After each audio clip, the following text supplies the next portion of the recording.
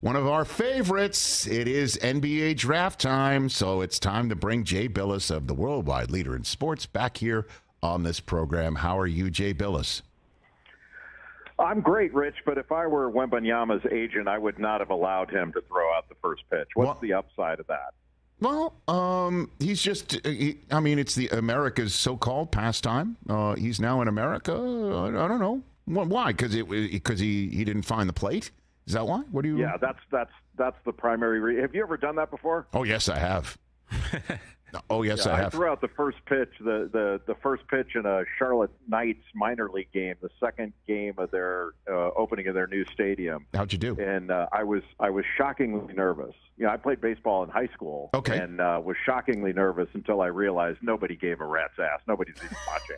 Well, and here's how it works, Jay. I asked the catcher, yeah. But I asked the catcher, what there's a lot of downside to this. And he goes, don't worry about it. He goes, Jim Thome threw out the first pitch last night and hit the backstop. And so I felt a lot better about it. Well, as you know, the only way somebody sees it is if it's a fail, right? There was one guy in Fenway Park who hit the mascot of the Red Sox directly in the nuts. 50 Cent, Mariah Carey, Travis Kelce recently, and then he had a makeup a couple weeks ago and did very well. My first pitch in Dodger Stadium a few years ago, I would have hit a right-handed hitter, but I believe the lefty would have swung over the junk. So I think it just depends on who was standing in the batter's box for me.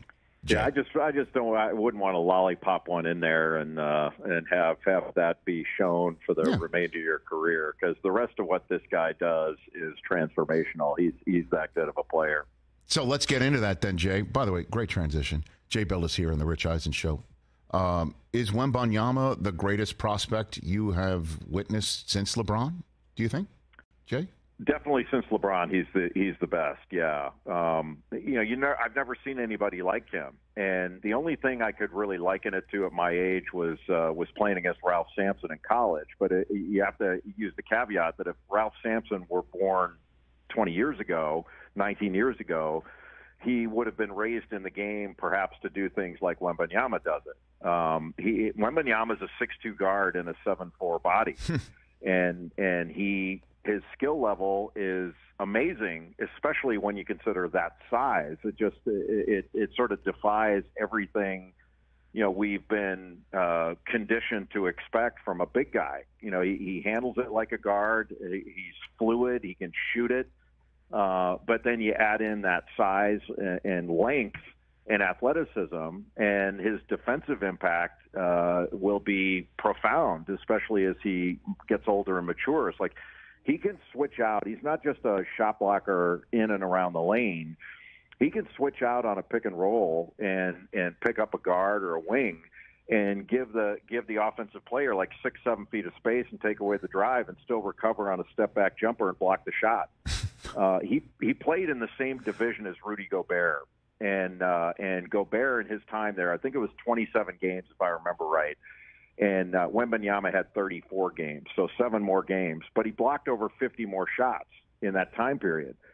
And he's an extraordinary talent. And the question I asked myself, Rich, that I just honestly don't know the answer to, and it's a hard thing to wrap your head around, is if you had an 18-year-old LeBron coming out of St. Vincent St. Mary's right now, and you dismissed what he became, obviously, and that's really hard to do. Because you would take the bird in the hand if you had the choice. But you put him up against, if they were in the same draft this year with a 19-year-old Victor Wembanyama, you'd be scratching your head over the right thing to do. That's how transformational this guy can be, and frankly is. And he's going to, absent injury, that's the only thing that derails this is injury. And he's shown no history of injury, no hint of it. And in fact, does a lot of injury prevention stuff that is sort of next level for his where he is in the game. So, let me just hit that last point.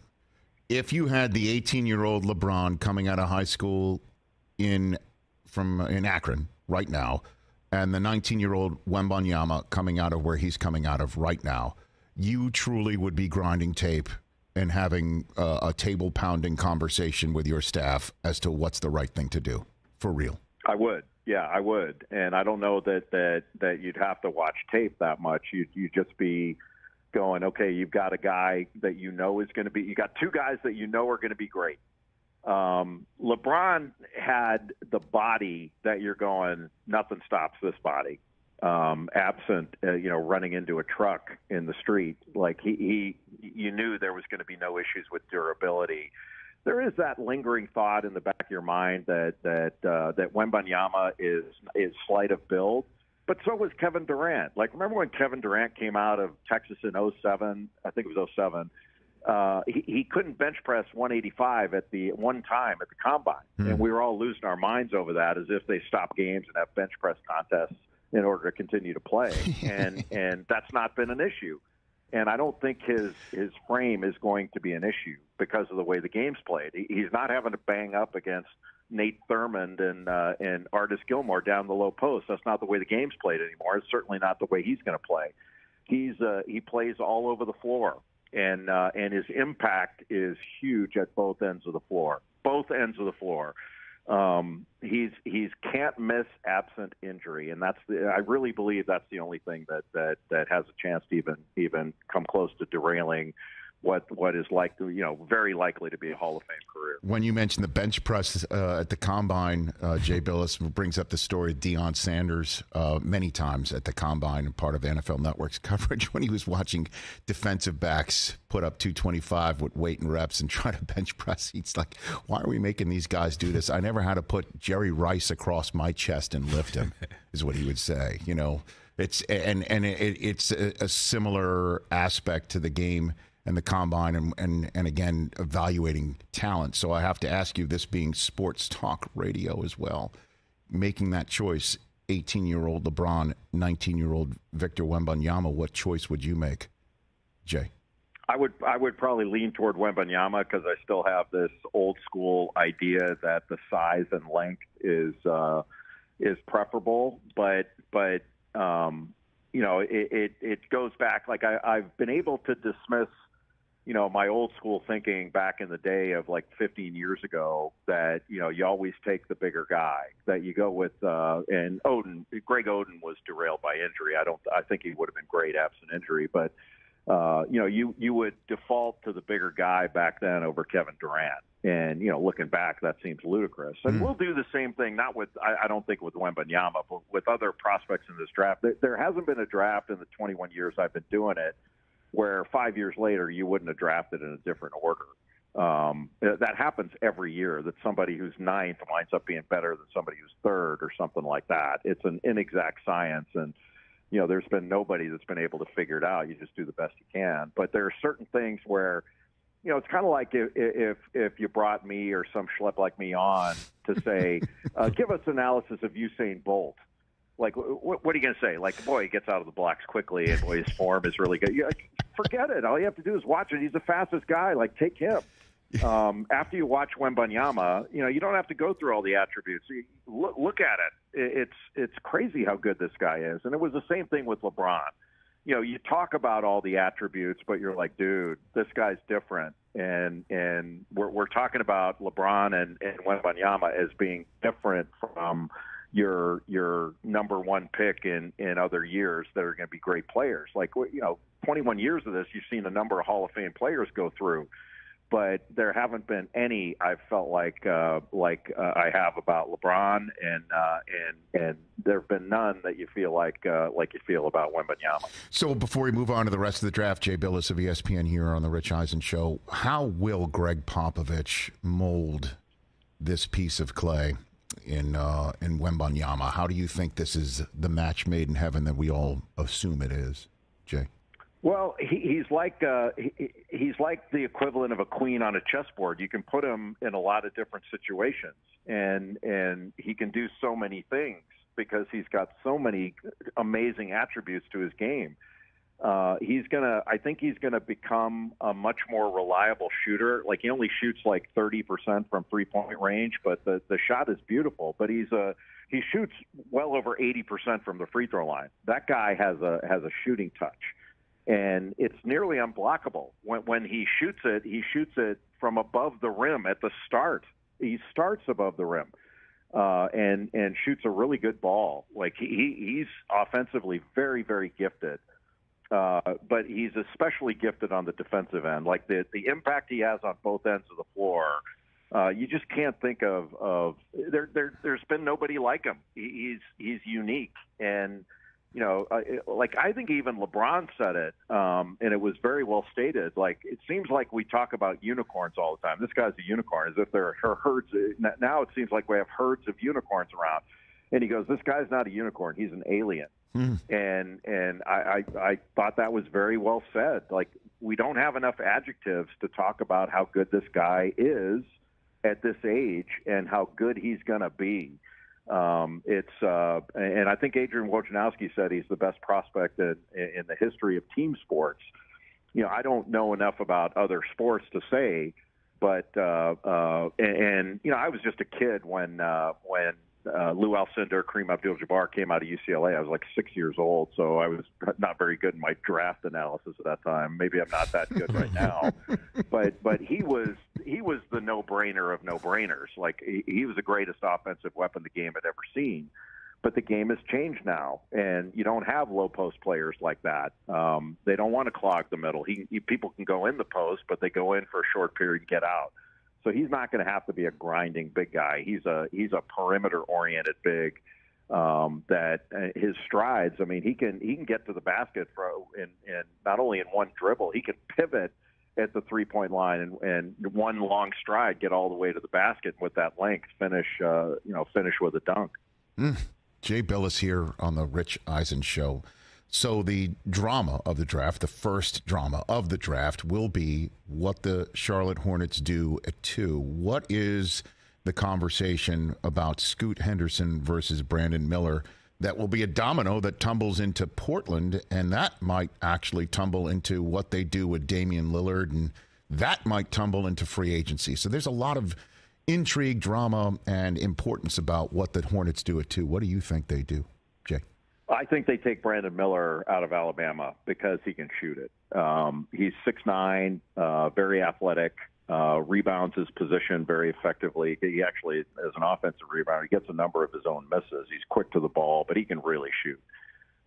He shoots it off the catch, off pick-and-roll situations. He's pretty good at creating his own.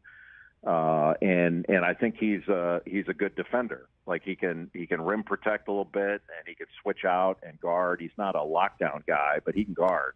Scoot Henderson has played 2 years in the G League, and his numbers not only compare favorably, they're better than Jalen Green's were, and he was the number 2 pick in the draft a couple years ago. They're better than his were out of the G League. Better offensive rating, more assists, more rebounds, all that stuff. Henderson is he's only 6'2", maybe 6'3" at the most, but he's got arms of a guy 6'9", and he can really attack in transition, off the dribble, play make for himself and others. Really good passer, but he hasn't figured out the shooting piece yet. He's not a consistent perimeter shooter. And that's one thing that he's got to add to his game to be even more effective. With Miller, that's already figured out. He can shoot the lights out, and one of the best scorers and shooter scorers in the draft. So if that leaves Scoot Henderson for Portland, do you think that's a fit with Lillard? How do you think that? Again, I know I'm leaving the X's and O's and tape grinding and evaluation of players lane a bit here, but how do you think that meshes with Lillard and the future of Damian Lillard in Portland if it is, in fact, Scoot Henderson sitting there at 3? Jay? I don't really know, Rich. I don't know kind of what demands that Lillard is making or can make that you want to look at fit to keep him happy, to keep him.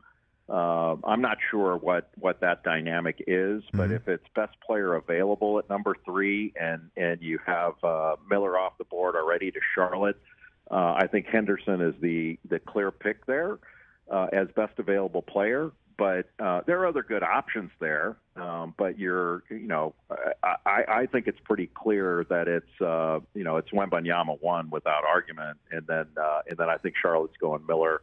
And then Henderson, but I haven't talked to anybody in Charlotte about it. But people I know, there has been discussion. You'd be an idiot not to discuss it. But my guess is that it's going to be Miller at 2. But it wouldn't shock me to see Henderson off the board at 2. But it would surprise me. Okay, who else are we not talking about that you think we should be going into this draft, Jay Bilas? There are a couple guys like the Thompson twins, not the very average band from the 80s, but Amen and Asar Thompson out of Overtime Elite. They're freak athletes, different players, but freaky athletically, and so they're upside picks that are likely to go in the first 7. They could go 4 and 5, but there are a couple guys I really like. I like Cam Whitmore out of Villanova. He had some injury issues during the season, so he didn't have a continuous year, but NBA body, ridiculous athlete, attacks the rim like few others, and I think he's going to be a very good NBA player. But, he can guard multiple spots, get steals and deflections and all that. But you look at his body and watch him athletically, and he's NBA. He has NBA written all over him. But there's a player that was kind of unknown coming into college, Central Florida, playing for Johnny Dawkins, and that's Taylor Hendricks, who's a prototypical kind of 3-and-D stretch 4, can really shoot it, mostly catch and shoot, but he's got a beautiful stroke from 3 and a very good defender and rebounder. So I think he's one of those guys that fits into the NBA mold as a stretch 4 that can really stretch a defense and knock down shots. Because there are a number of players that in this draft that are really talented and really intriguing, but they're missing kind of the shooting piece. And in a league that puts a premium on shooting, Hendricks can shoot it out of the gate. You don't have to. It's not like, if he really can improve his shooting, he's got the shooting. So I think he's going to be a high pick, whether he goes 6, 7, 9, whatever. He's a great value in this draft. Well, Greg Thompson twins reference, Jay. You had me at that one, but we all know the most impactful '80s duo was either Millie and Vanilli or Wham. We all know that, right, Jay? You go back to the Wham UK days. Sure. Yeah. But you're not. The '80s were, and that was our era. Yep. High school, college. I graduated or high school in '82, so I had 78 to '82 in high school. Mm-hmm. And the '80s were what a horrible decade for music. Oh, stop! Really? That's quite an evaluation, Jay. That's quite an evaluation. Well, name me the icon. The '70s were phenomenal. Okay. Oh, yeah. Phenomenal. Mm-hmm. And then you get to the '80s, and like, what was our what's our touchstone of the '80s? Like Boy George. I hear you. Aha, right? But you're forgetting like Madonna. Come on now. Let's not lose the plot here, Jay. How much Madonna do you have on your playlist now? Well, now you're getting into uncomfortable territory that I don't know if I'm willing to share, to be honest with you. But not much. I agree with you. I understand. But Mike, you want to chime in here? You seem like you want to jump in here. Jay, come on. The 80s are amazing. How could you not say that? I love the 70s. I'm an AM Gold guy. I love my AM Gold, which is my AM radio from New York. You're forgetting You got all the hair bands, right? Bon Jovi. Aha was like Take Me On with the pencil drawing video on MTV. Yes. One hit wonder. Yeah. That's true. Yeah, they were. Yeah, that's not on my playlist either. Okay, Jay. Very good. Dexy's Midnight Runners. Have a great draft. I'll be checking you out as always. Thank you, sir. Appreciate it. And I'm going into the draft on a downer, thinking about '80s music now. I got to turn on some '70s or '90s to get out of this. What's your go-to? What's your go-to in the '70s then? What's your go-to? Oh, the Rolling Stones. The Rolling Stones and Led Zeppelin. No argument there. Okay, very good. Two of the greatest bands of all time. The greatest rock song of all time is "Gimme Shelter." Oh, look at you! You are just you. By the way, you're ready for the draft. You're evaluating. You're just giving out opinions. Look at you going. This is great. Gimme Shelter is the Victor Wembanyama of the 70s. Like the queen on the chessboard. That was another great reference. I appreciate that. Great analogy. Jay, have a great one. Appreciate the time. Thank you, guys. Take care. Catch the Rich Eisen Show every single day on the Roku channel, 12 to 3 Eastern, for free.